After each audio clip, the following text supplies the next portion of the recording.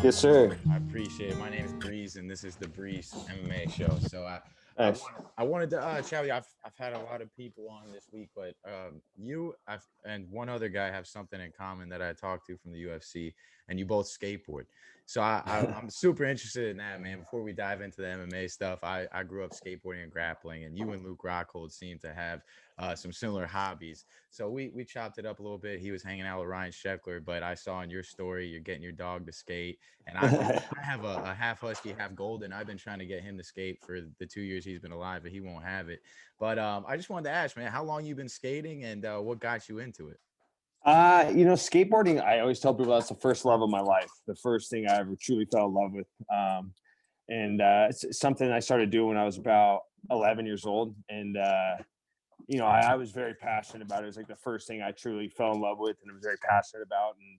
I kind of gave it up when I got to high school. I had to hit a crossroads between wrestling and skateboarding. And I was a better skateboarder than I was a wrestler. And I think that like I'm gonna stop skateboarding and pursue wrestling. And boy, it's something that these last couple of years, especially with the pandemic, I got to keep up with it a little bit. So get back to pushing some wood a little bit. Absolutely. I mean, that is so relatable for me, man. I was skating my whole life as a youngster, and then high school came, and it was like you said, a crossroad. It's time to pick. You're gonna wrestle, you're gonna skate, and especially the summers were hard, man, when all the kids are skating, and you got to get some wrestling work in. But no, Yeah. that's really cool, man. That's really cool. How old's your dog?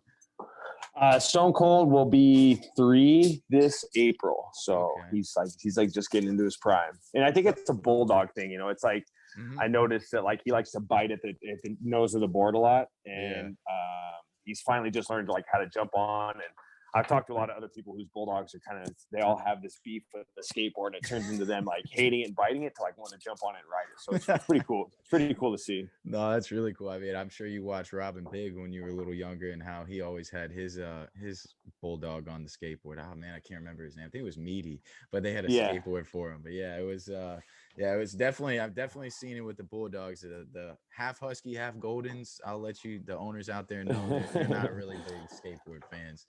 But man, a lot's been going on in the MMA world as well. I mean, you're coming off of a huge victory over Neil Magny in a main event. You have, a streak going on now over some studs in welterweight. I know you called out Colby Covington. Is that fight, you think, getting closer to a real, or do you think you're gonna go another avenue? Where's your head at right now? Well, I mean, right now I'm pretty far away from booking a fight. I'm so busy this month, man. I'm going to be home for about 15 days in March. I'm leaving for Las Vegas to film a couple shows on Thursday. I don't know if I'm going to stay out there a little longer and get some training in because I have another show the next weekend, and then I go to Abu Dhabi for my buddy's fight on the 19th, and then I work the LFA on the 26th, doing commentary, and then I have another show in April. So I'm like, I got to get these things out of the way before I book a fight because my sanity cannot help it. Dude, my life revolves around this sport so much. Like, I'm not just a fighter. Like, I'm coaching guys. I'm helping manage guys. I'm commentating. I'm doing analyst work. And I'm a fighter first before any of that stuff. But, when you get off a big fight like that, I'm trying to progress my career in all avenues. And, so I think once I get to April, I'll get around to booking the fights. I think July is kind of my time frame. So we'll see what happens. We got another big welterweight fight coming up with Leon and Bilal Muhammad. And then we'll kind of see what the landscape of the division's looking like. Then officially nobody in the top 8 will be booked, and we can kind of see what direction we're going to go. But I want to get back in there this summer. I feel like I'm one big win away from solidifying myself as being a number 1 contender. I need a standout performance. I've gotten myself pretty close to my yearly goal of being in the top 5, and I just need one breakout performance. So whether it's Colby, whether it's Burns, whether it's Leon, whether it's Wonder Boy, it's got to be somebody ranked ahead of me. I won't take any backward steps at this point. This 4 or 5 win streak, I've earned the right to fight somebody in the top 5. So we'll see what happens. Yeah, I was gonna say I won't argue with that. I don't think, especially with the guys you've been facing, and I mean, okay, you didn't have some flash knockout against Neil Magny, but look, the way you beat him, to me personally, I think that's more impressive. I mean, he's a gritty grappler, And I watched both you guys come up on tough, and for you to have the success on the ground the way you did was absolutely very impressive. So I mean, that's why the Colby Covington fight, when you called for that, was interesting. I know you mentioned that he's got the mental aspect, he's got the stylistic matchup for you. You know, you've been through some mental fights and battles and played those games here and there. How big of an impact do you think at this age in your career and where you're at now, do you think Kobe's going to have success getting into your head at all? I think I'm so beyond that even happening. Like I know he's the guy that shoots for low hanging fruit. Like so it's like, it's not. It's. I don't really think he's really gotten to anybody. You know what I mean? It's such a stick. You know what I mean? And I Yeah, just shtick is a good word. I like their yeah, call it's out. yeah, it's a little test for me, but I just don't think he's gonna get in my head. Like, yeah, you're gonna shoot to talk about my mom, you're gonna talk about my fiance, you're gonna diss on my fights, you're gonna diss on my losses. Like, it's like, dude, I know what you're gonna say. You know what I mean? There's really nothing you could say to get under my skin. And if you find something that could possibly get under my skin and you publicly say, it's probably gonna be something that's gonna be very foul, and you're just gonna lose fans. So Mhm. at this point, I don't care. I got a lot of respect for him as a competitor. I will say that. And I mean, the guy's a ferocious fighter. He's the number one guy at 170 for a reason. So I'm not going to sit here and act like the guy's not very skilled. He's very skilled. He's very tough. He works very hard. He's just got a mouth on him. So Yeah, I won't it'd argue be a that. hell of a fight. Yeah, it would be. I think we got a lot of great matchups at 170. I know, I don't know if you saw the news with Khamzat announcing that he's retiring because of the whole COVID thing. What's your take on that? I think kind of hearing the rumblings, he started training when he shouldn't. He's a young guy, man. I mean, I think that the COVID just got to him pretty bad, and it's no joke, man. This is a very young, in shape, talented fighter that's hampered by it. So I think that the best thing they could do is just don't put a timeline on the kid's return. Let him get back to full health and then start thinking about booking him a fight. But I know that they're very adamant about trying to book him in June, but I mean, we're in March and the guy can't even train. Mhm. So I think that if they're going to try to push him for June, you're going to still have to slowly build him up. You can't throw him in there with one of the top guys in 170 pounds. I mean, he's got the talent. I'm not saying he's not talented, but I'm just saying with what he's going through physically with the COVID and stuff, it's like, if you're going to try to push him for June, you probably got to still start building him up instead of throwing him in the top of the heap. Because I know all the guys at the top of the heap right now are in shape and training. So it's like, that's the one up that a lot of us will have on him. And, Mhm. so I wish him nothing but the best, man. He's a really nice guy. I met him in Fight Island. Super nice kid, super humble, very talented. And I hope to God that he comes back, because, that would just be such a shame to see such a talent, Mhm. even if down the road we got to fight and he beats me, I still say, I hope he comes back. You know what I mean? Yeah, man. I don't want this guy's life and career to be bogged down by this virus. It would be such a shame. So I wish him nothing but the best, and I hope to see him back. That's awesome of you, man. I know, obviously Dana was quick to jump on the news. He said, nah, Kamzat's not going anywhere. Like kind of what you said, he was emotional. He was training when he wasn't supposed to be. We've seen Dana riding Khabib's tail, trying to get him back, trying to get Khamzat to stop saying that he's done. Do you think any of this has to do with Dana's approach to kind of conquer that Middle East market, and if this is more of, if maybe he should focus more on the fighter's health and instead of, let's get out to the fans and the public and the people that I'm working with and buying my venues from, that, hey, the show goes on. It seems like maybe his priority should be a little bit more on his fighter. What do you think about that? Dana's been a promoter. He's been a coach. And there's no doubt about it. The guy knows fighting. He knows fighters. And I think that he just knows that Hamza made a very emotional post, an emotional time. Uh-oh. Yes. Welcome back. I don't know what happened there. No, no worries. I don't know what happened either. I was, That was weird. yeah, I'm just glad you made it back. But well, yeah, I just got your text pop up. Okay, cool, awesome. Well, just I know you're super busy, man. I know this month is super busy, so I appreciate you making the time. I'll just ask you a couple more things. I know as far as 170 goes in your career, it seems like you really are peaking. Like you're at one, you're having great performances. Your cardio looks good. Your skill set overall seems well rounded. What is? I know you said you want to be number one contender by the end of the year. Is that still your focus right now to get that number one contender spot? And when do you see yourself locking in a chance at the belt? I think that I'm very honest with myself. I'm not an optimistic guy. I'm a realistic guy. I'm all about what's realistic, and opportunities could present themselves for me to jump in there and fight for the title even right now. If they couldn't find out, if they can't figure out, who the next guy is, if it's not Masvidal, I'm on a 4-5 win streak right now. Out of anybody in the top 5, I'm on the best win streak. Even though even though I'm Go ahead. I'm sorry. I was just saying, out of anybody in the top 5, I'm on the longest win streak. So yeah, anything can happen. I just know that it's going to take for sure one more fight for me to solidify getting to that number one contender spot. But I know that I'm destined to be a world champion, and I know it's in my grasp. I train very hard. I got the recipe to make it happen. I know how to train, and I've done a good job. Knock on wood, preserving my body. I work hard year round. I only spar when I need to spar. I don't take any unnecessary risks in terms of my training, and I make sure that I'm peaking right. The one thing that I do different than a lot of these other guys is, most of these guys come from a big camp, and that's great. I've done that whole gig. I've trained at huge camps, and it's awesome when you got a room full of killers, and it's just the training's tough every single day.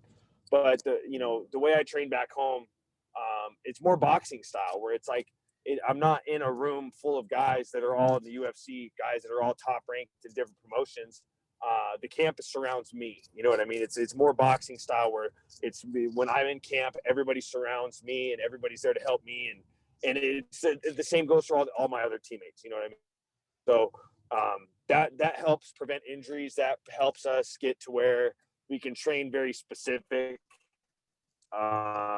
And we tackle a lot of the little things so it gets down to breaking these matchups down. So I got the recipe to become a world champion, So at some point, whether some people want to acknowledge to this level, it's an element of luck, you know what I mean? And I feel like I'm doing the right things to give myself the best luck. And we'll find out these next couple fights, man. But I feel like I'm in the right groove. I'm in the right headspace physically and mentally. I'm ready for what's ahead of me.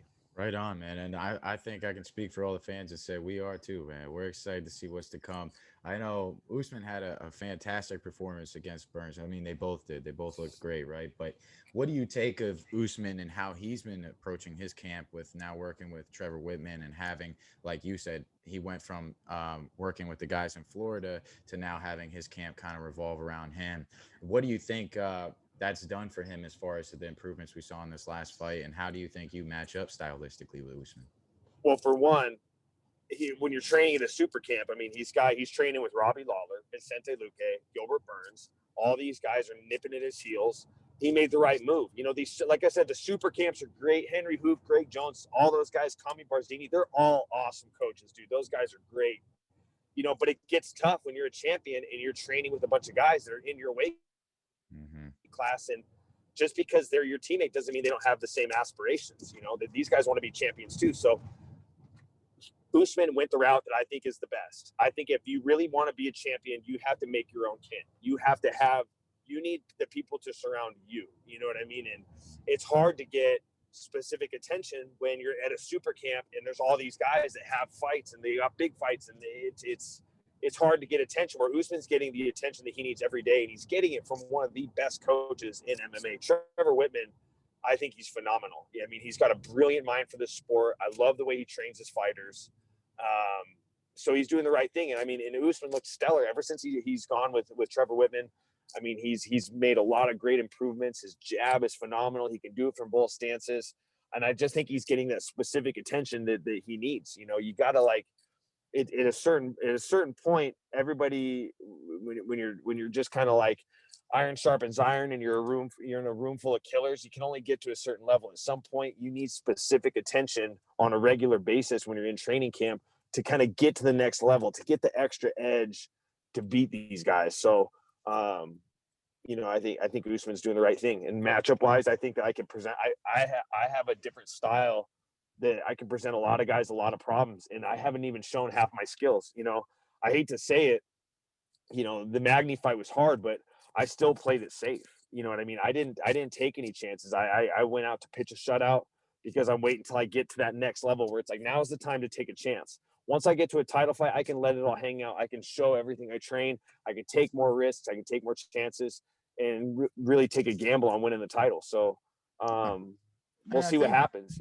I'm We'll see what glad you said happens. that. That's a very interesting point because we saw Gain in this last event against Raw as the main event for heavyweight when he seemed to outclass one of the most decorated strikers to enter the UFC, and Dana White came out afterwards and said, okay, he won the fight. Let's just leave it at that.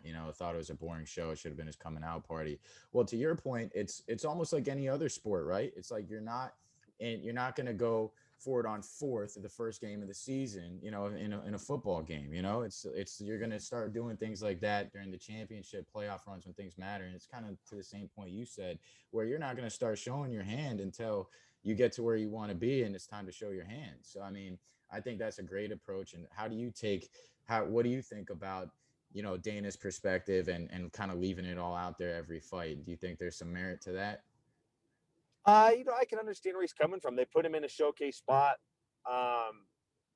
against a guy that, not, Rosen strikes no pushover. I mean, that guy hits like a truck. He'll put your lights out, and Ghana is a guy that's he doesn't even have 10 pro fights, Mhm. so it's like, you can't be too hard on the guy. You know what I mean? Like he's fighting a guy with Rosenstrike has probably 60 fights at least in kickboxing and MMA, probably more than that, I think. So it's like for him to beat a guy like that, no matter whether it's a knockout, a submission, or just the way he beat him, yeah, it wasn't the most appealing, but it was invaluable experience that Ghana needed. 25 minutes, dude. That's the type of cage time that you need.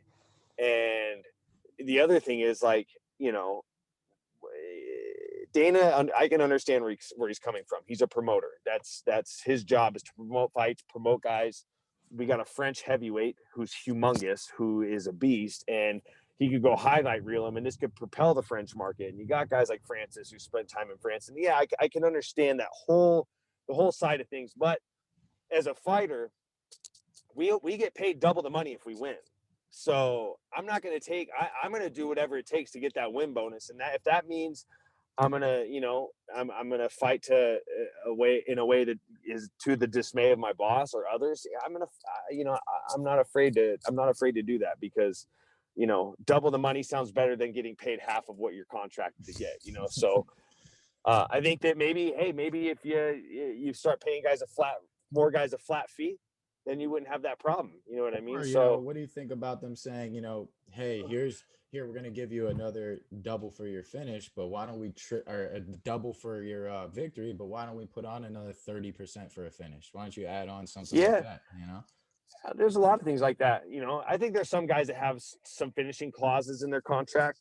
I've heard rumors of that. That's not a fact, so don't quote me on that. But Mhm. there's things that can be done different. But I just know that for him, it's a great win. And yeah, while it may not have been the most, exciting fight to a lot of people, he still won. And he did what he had to do to further his career. And good for him. We got a new heavyweight prospect. And I think that down the road, I think he'll start to get the finishes that against the top guys that we think that he's capable of. And we'll see what happens. Nonetheless, good for him to get a win 25 minutes against a very seasoned striker. So very Mhm. happy for him.